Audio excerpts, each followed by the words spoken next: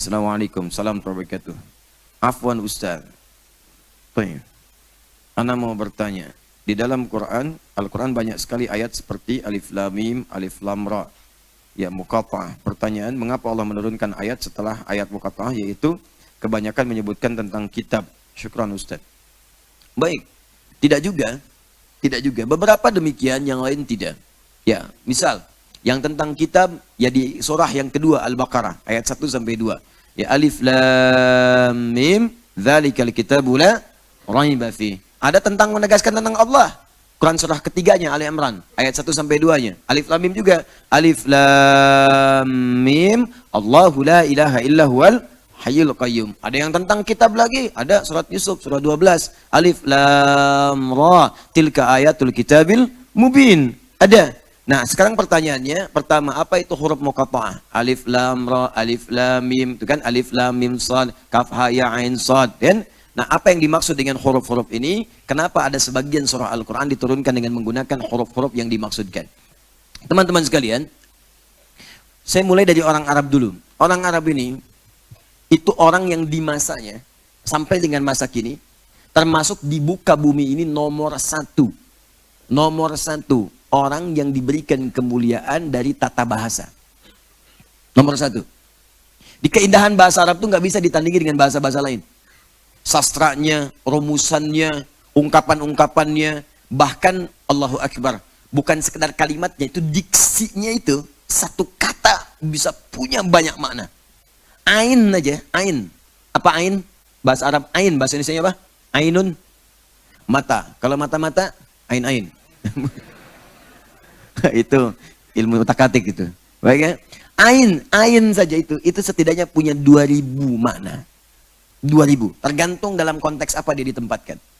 Dan indahnya dalam bahasa Arab, ada kata-kata yang terjemah bisa sama, maknanya bisa beda.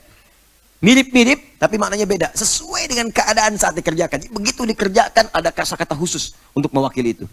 Contoh begini. Duduk, apa bahasa Arabnya? Jalasa, ijlis. Kata perintahnya ijlis, jalasa. Padahal ada dua. Ada qa'ada, ada jalasa. Apa beda qa'ada dengan jalasa? Lihat cara duduknya. Apakah berpindah dari tempat yang tinggi ke rendah atau rendah ke tinggi.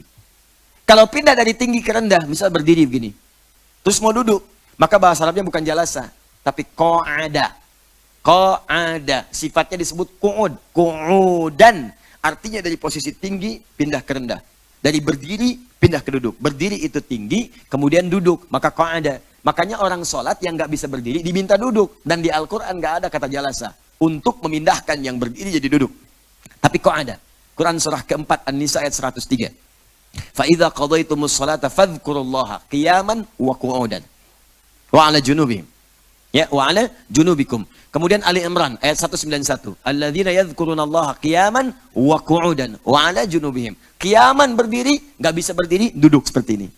Tapi kalau pindah rendah kepada tinggi, nih pindah tempat, rendah ke tinggi, di bawah pindah ke atas, maka tempatnya jalasa cara duduknya. Ijlis, Anda pindah di karpet, saya minta Anda pindah ke kursi, naik ke atas. Maka orang Arab fasih mengatakan tafadhol ijlis, julusan, pindah dari bawah ke atas. Tempatnya disebut majlis. Tempat duduk untuk santai, dari duduk capek, pengen istirahat disebut maq'ad. Makanya orang pensiun disebut taqa'ud.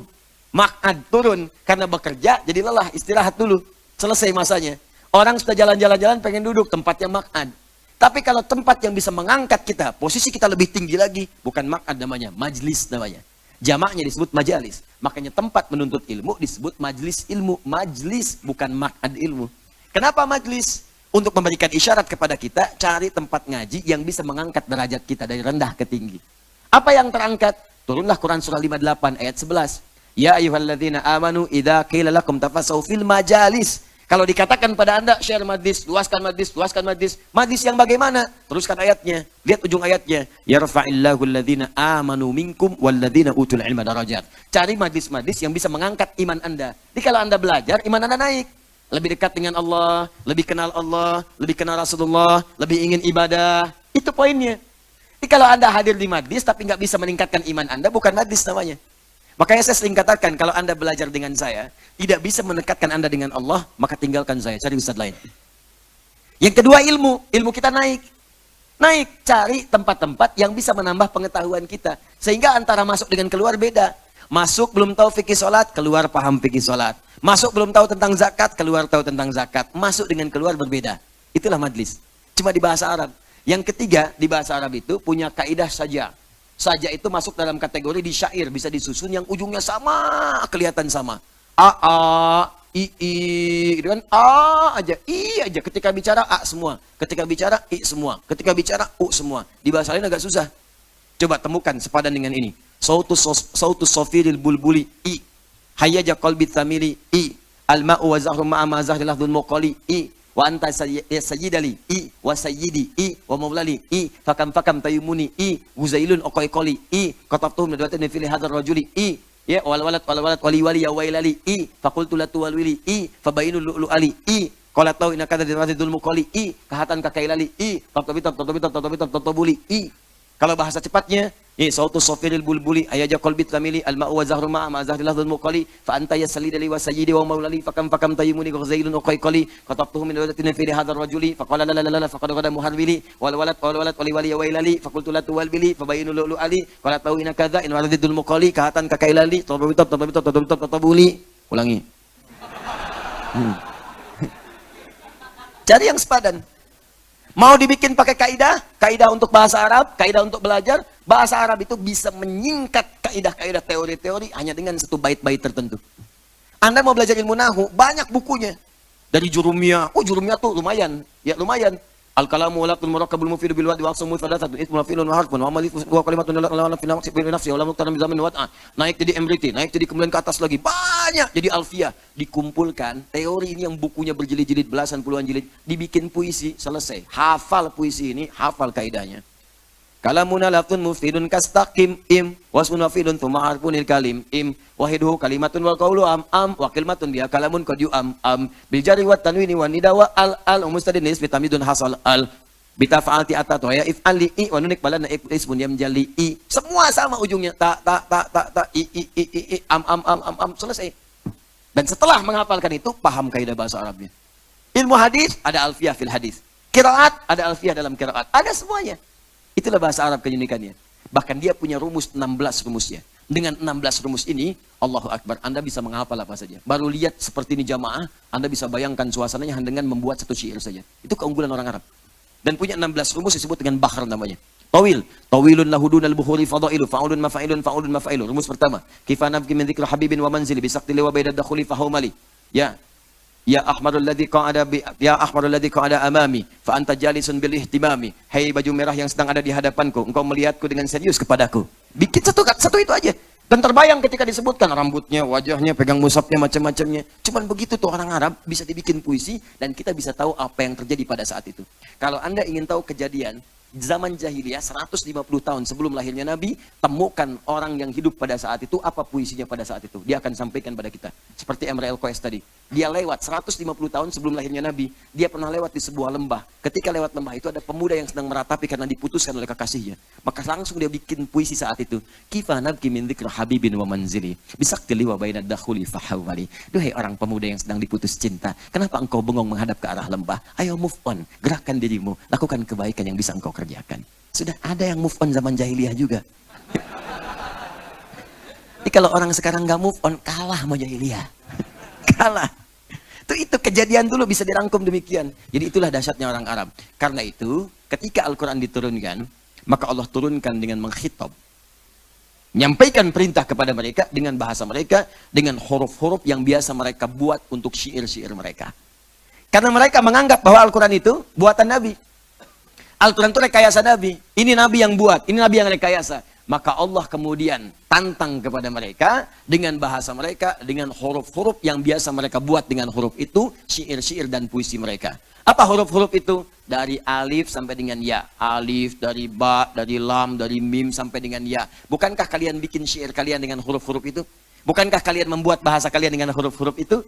Maka Allah tantang kemudian dengan semua huruf-huruf yang tadi dibacakan sesuai dengan makhrajnya. Makhraj huruf dalam bahasa Arab itu secara umum ada 3. Pertama dari hawa di sini, yang tidak ada sekat. A ada 3 huruf, hamzah, yang kedua a alif, yang ketiga ha. ha, nggak ada sekat. Dari ba dari sini sampai keluar nggak ada sekatnya. Kedua masuk kemudian ke lidah, lam, la. Ketiga mim untuk keluar, ma, ba, wow. 3 huruf diambil untuk menyesuaikan. Beberapa yang lain jadikan sebagai contoh. Baik, apa di antara contohnya? Alif, lam, mim. Alif, lam, ra. Ada yang 1 huruf, nun, qaf. Ada yang 2 huruf, taha, yasin. Ada yang 3 huruf, alif, lam, ra. Alif, lam, mim. Ada yang 4 huruf, alif, lam, mim, ra, sad. Ada yang kaf, ha, ya, ain, sad. 5 huruf. Disampaikan semua ini, dibuka dengan itu Al-Quran. Apa maksud semua ini? Nah, para ulama tafsir dan memberikan pandangan, dibukanya Al-Quran dengan huruf-huruf tadi untuk membuat tantangan kepada orang Arab. Hei, orang yang merasa kalian paling hebat di bahasanya.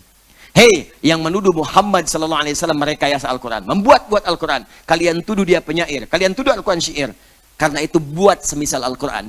Buat seperti Al-Quran yang disampaikan kepada kalian dengan bahasa kalian, dengan huruf-huruf yang biasa kalian rangkai syair-syair kalian itu. Apakah dengan alifkah, dengan lamkah, dengan mimkah, dengan rakah, dengan ainkah, dengan kafkah, dengan sodkah, silahkan buat semisal Quran. Dan tidak akan pernah kalian mampu untuk membuatnya. Makanya orang-orang dulu sehebat-sehebatnya mereka bikin syair, nggak bisa bikin serupa Al-Quran. Mustahil. Pertama apa? Karena Quran itu tidak mengikuti rumusan formal pembuatan syair. Rumus syair ada 16 disebut dengan bahar. Al-Quran nggak masuk rumus itu. Dicari nggak ketemu. Fa'ulun mafa'ilun, fa'ulun mafa'ilun. Nggak ada, nggak tepat. Mustaqilun, mustaqilun, mustaqilun, mustaqilun. Di Quran nggak ada. Fa'ilatun, mufa'alatun, fa'ilatun, fa'ilatun, mufa'alatun, madid. Nggak ada, nggak ketemu semua. Tapi indahnya bisa lebih dahsyat dibandingkan dengan syair. Syair ada a. Quran ada wadduha wal laili idza saja ma wadda'aka rabbuka wa ma qala walal akhiratu khairul laka minal ula. Semuanya. Tapi nggak masuk rumus syair. Indahnya Al-Quran. Dan berita yang disampaikan dalam Al-Quran semua nyata. Ditanya tentang Yusuf, dijawab kisah Yusuf. Ditanya tentang kisah Romawi, dijawab tentang Romawi. Dan semua urutannya indah. Karena itu, kenapa ayat-ayat Quran atau surah-surah dalam Al-Quran sebagian tertentu dibuka dengan huruf-huruf tadi sebagai tantangan kepada orang Arab yang masih meragukan Al-Quran. Kalau Anda ragu, bikin semisal ini yang semua huruf Al-Quran itu disampaikan sesuai dengan huruf-huruf yang biasa kalian bacakan. Setelah mereka takluk, yakin dengan Quran, maka turunlah ayat-ayat ajaran-ajaran yang keluar dari rumus-rumus tadi disampaikan. Ada yang tentang tauhid, tentang fikih, tentang syariat, berisi tuntunan-tuntunan kehidupan. Itu diantara hukum-hukumnya. Wallahu ta'ala a'lam bissawab. Ada yang menafsirkan singkatan-singkatan. Di kalau alif lam mim itu singkatan dari alifnya Allah, lamnya Jibril, mimnya Muhammad.